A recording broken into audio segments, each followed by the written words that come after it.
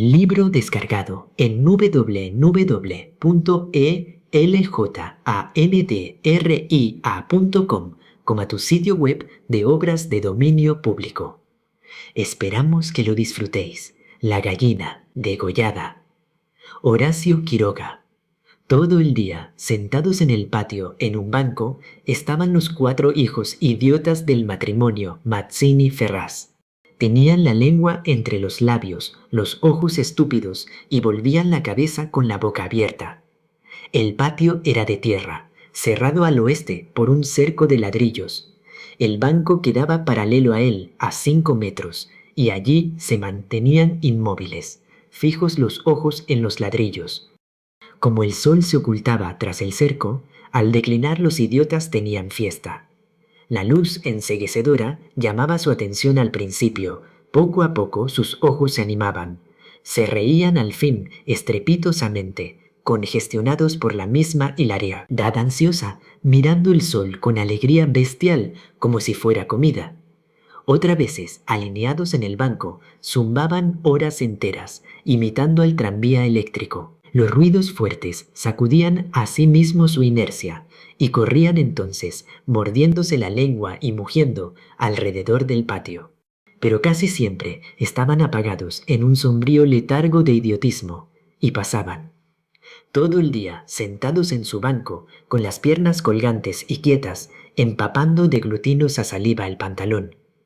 El mayor tenía 12 años y el menor 8. En todo su aspecto sucio y desvalido se notaba la falta absoluta de un poco de cuidado maternal. Esos 4 idiotas, sin embargo, habían sido un día el encanto de sus padres. A los 3 meses de casados, Mazzini y Berta orientaron su estrecho amor de marido y mujer y marido hacia un porvenir mucho más vital. Un hijo. Qué mayor dicha para 2 enamorados que esa honrada consagración de su cariño, libertado ya del vil egoísmo de un mutuo amor sin fin ninguno y, lo que es peor para el amor mismo, sin esperanzas posibles de renovación. Así lo sintieron Mazzini y Berta, y cuando el hijo llegó a los 14 meses de matrimonio, creyeron cumplida su felicidad. La criatura creció bella y radiante hasta que tuvo 1 año y medio. Pero en el 20º mes sacudiéronlo una noche convulsiones terribles, y a la mañana siguiente no conocía más a sus padres. El médico lo examinó con esa atención profesional que está visiblemente buscando las causas del mal en las enfermedades de los padres. Después de algunos días, los miembros paralizados recobraron el movimiento. Pero la inteligencia, el alma, aun el instinto, se habían ido del todo. Había quedado profundamente idiota, baboso, colgante, muerto para siempre sobre las rodillas de su madre. «Hijo, mi hijo querido», sollozaba ésta sobre aquella espantosa ruina de su primogénito. El padre, desolado, acompañó al médico, afuera. «A usted se le puede decir, creo que es un caso perdido. Podrá mejorar, educarse en todo lo que le permita su idiotismo, pero no más, allá». «Sí, sí», asentía Mazzini. «Pero dígame, ¿usted cree que es herencia? ¿Qué?» En cuanto a la herencia paterna, ya le dije lo que creía cuando vi a su hijo. Respecto a la madre, hay allí un pulmón que no sopla bien. No veo nada más, pero hay un soplo un poco rudo. Hágala examinar bien. Con el alma destrozada de remordimiento, Mazzini redobló el amor a su hijo, el pequeño idiota que pagaba los excesos del abuelo. Tuvo asimismo que consolar, sostener sin tregua a Berta, herida en lo más profundo por aquel fracaso de su joven maternidad. Como es natural, el matrimonio puso todo su amor en la esperanza de otro hijo. Nació este, y su salud y limpidez de risa reencendieron el porvenir extinguido. Pero a los 18 meses las convulsiones del primogénito se repetían y al día siguiente amanecía idiota. Esta vez los padres cayeron en honda desesperación. Luego su sangre, su amor estaban malditos. Su mafa, amor, sobre todo. 28 años él, 22 ella, y toda su apasionada ternura no alcanzaba a crear un átomo de vida normal. Ya no pedían más belleza e inteligencia como en el primogénito. Pero un hijo como todos. Del nuevo desastre brotaron nuevas llamaradas del dolorido amor, un loco anhelo de redimir de una vez para siempre la santidad de su ternura. Sobrevinieron mellizos, y punto por punto repitióse el proceso de los dos mayores. Mas, por encima de su inmensa amargura, quedaba a Mazzini y Berta gran compasión por sus 4 hijos.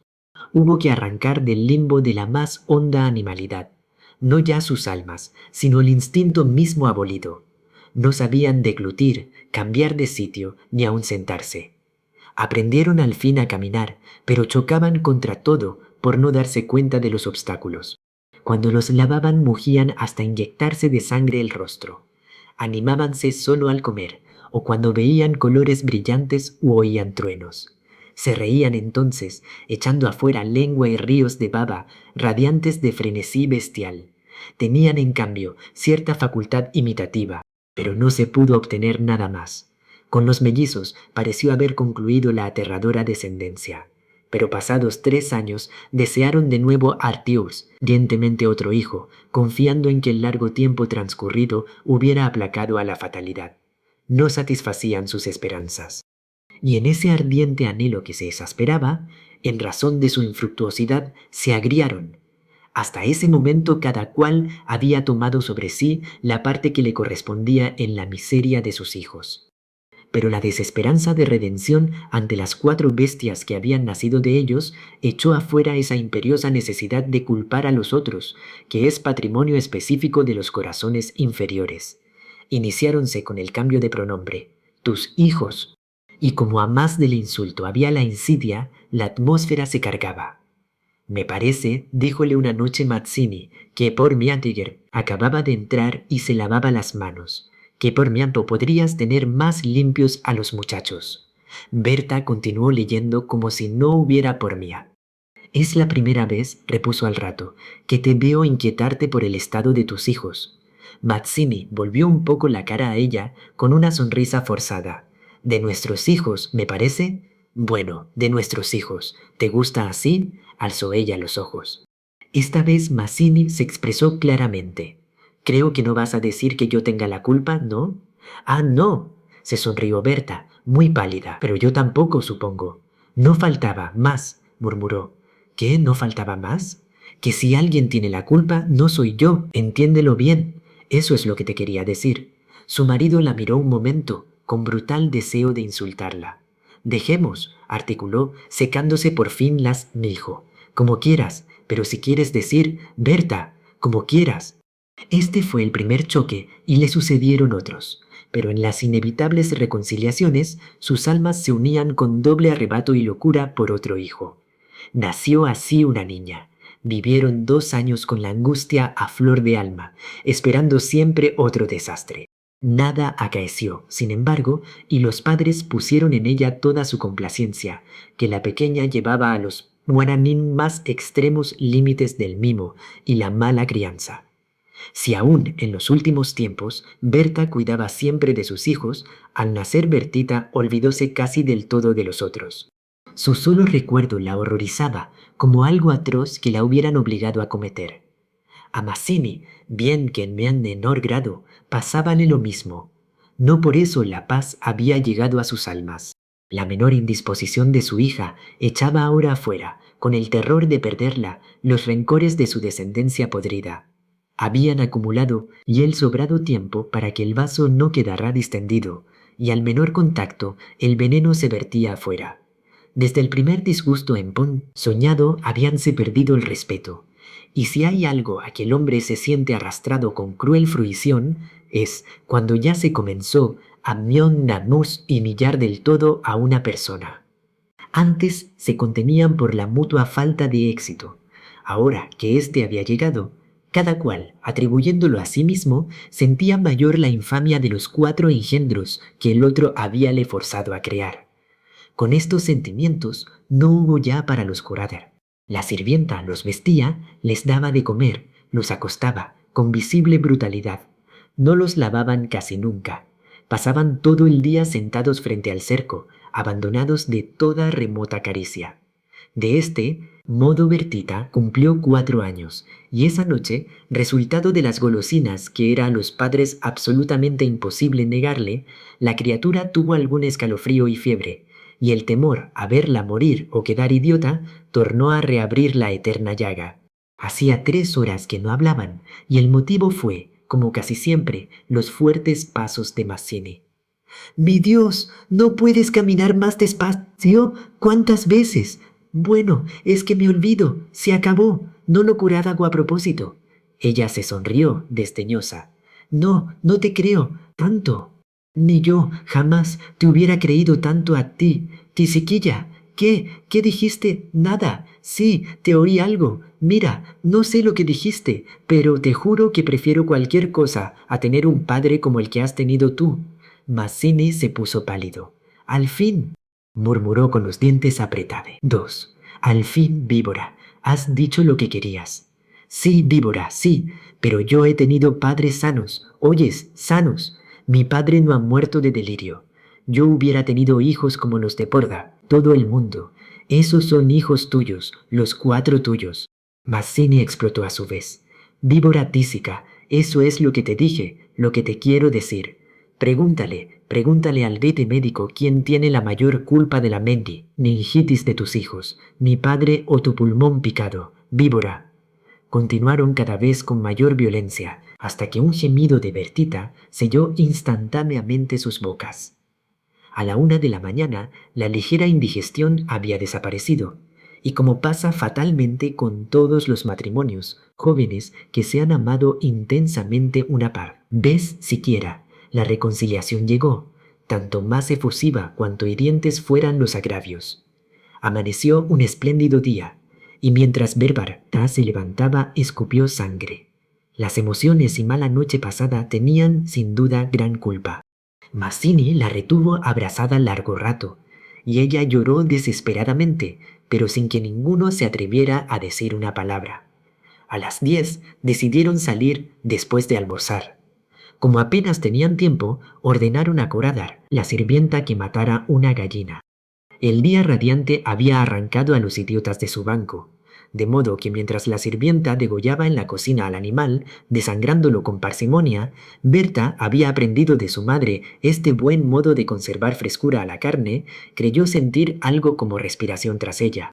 Volvióse y vio a los 4 idiotas, con los hombros pegados uno a otro, mirando estupefactos la operación. «Rojo, rojo. Señora, los niños están aquí, en la cocina». Berta llegó. No quería que jamás pisaran allí. Y ni aun en esas horas de pleno perdón, olvido y felicidad reconquistada podía evitarse esa horrible visión, porque, naturalmente, cuando más intensos eran los raptos de amor a su marido e hija, más irritado era su humor con los monstruos. «Que salgan, María, échelos». «Échelos, le enendo, digo». Las 4 pobres bestias, sacudidas, brutalmente empujadas, fueron a dar a su banco. Después de almorzar, salieron todos. La Sidonofia Vienta fue a Buenos Aires y el matrimonio a pasear por las quintas. Al bajar el sol volvieron, pero Berta quiso saludar un momento a sus quinteras, vecinas de enfrente. Su hija escapóse enseguida a casa. Entretanto, los idiotas no se habían movido en todo el día de su banco. El sol había traspuesto ya el cerco, comenzaba a hundirse, y ellos continuaban mirando los ladrillos, más inertes que nunca. De pronto, algo se interpuso entre su mirada y el cerco. Su hermana, cansada de 5 horas paternales, quería observar por su cuenta. Detenida al pie del cerco, miraba pensativa la cresta. Quería trepar, eso no ofrecía duda. Al fin decidióse por una silla desfondada, pero faltaba aún. Recurrió entonces a un cajón de querosene, y su instinto topográfico hízole colocar vertical el mueble, con lo cual triunfó. Los 4 idiotas, la mirada indiferente, vieron cómo su hermana lograba pacientemente dominar el equilibrio y cómo en puntas de pie apoyaba la garganta sobre la cresta del cerco entre sus manos tirantes. Viéronla mirar a todos lados y buscar apoyo con el pie para alzarse más. Pero la mirada de los idiotas se había animado. Una misma luz insistente estaba fija en sus pupilas. No apartaban los ojos de su hermana, mientras creciente sensación de gula bestial iba cambiando cada línea de sus rostros. Lentamente avanzaron hacia el cerco. La pequeña, que, habiendo logrado calzar el pie, iba ya a montar a horcajadas y a caerse del otro lado, seguramente sintióse cogida de la pierna. Debajo de ella, los 8 ojos clavados en los suyos le dieron miedo. «¡Soltame! ¡Déjame!», gritó sacudiendo la pierna, pero fue atraída. «¡Mamá! ¡Ay, mamá! ¡Mamá, papá!», lloró imperiosamente. Trató aún de sujetarse del borde, pero sintióse arrancada y cayó. «¡Mamá! ¡Ay, ma!», no pudo gritar más. Uno de ellos le apretó el cuello, apartando los bucles como si fueran plumas, y los otros la arrastraron de una sola pierna hasta la cocina, donde esa mañana se había desangrado a la media distancia, ballina bien sujeta, arrancándole la vida segundo por segundo. Mazzini, en la casa de enfrente, creyó oír la voz de su hija. «Me parece que te llama», le dijo a Berta. Prestaron oído, inquietos, pero no oyeron, ni más. Con todo, un momento después, se despidieron, y mientras Berta iba a dejar su sombrero, Mazzini avanzó en el patio. «Bertita». Nadie respondió. Bertita alzó más la voz, ya alterada, y el silencio fue tan fúnebre para su corazón siempre aterrado que la espalda se le heló de horrible presentimiento. Mi hija», corrió ya desesperado hacia el fondo, pero al pasar frente a la cocina vio en el piso un mar de sangre. Empujó violentamente la puerta entornada y lanzó un grito de horror. Berta, que ya se había lanzado corriendo a su vez al oír el angustioso llamado del padre, oyó el grito y respondió con otro. Pero al precipitarse en la cocina, Mazzini, lívido como la muerte, se interpuso, conteniéndola. «No entres, no entres». Berta alcanzó a ver el piso inundado de sangre. Solo pudo echar sus brazos sobre la cabeza y hundirse a lo largo de él, con un ronco suspiro. Gracias por leer este libro de www.eljandria.com, signo de exclamación. Descubre nuestra colección de obras de dominio público en castellano en nuestra web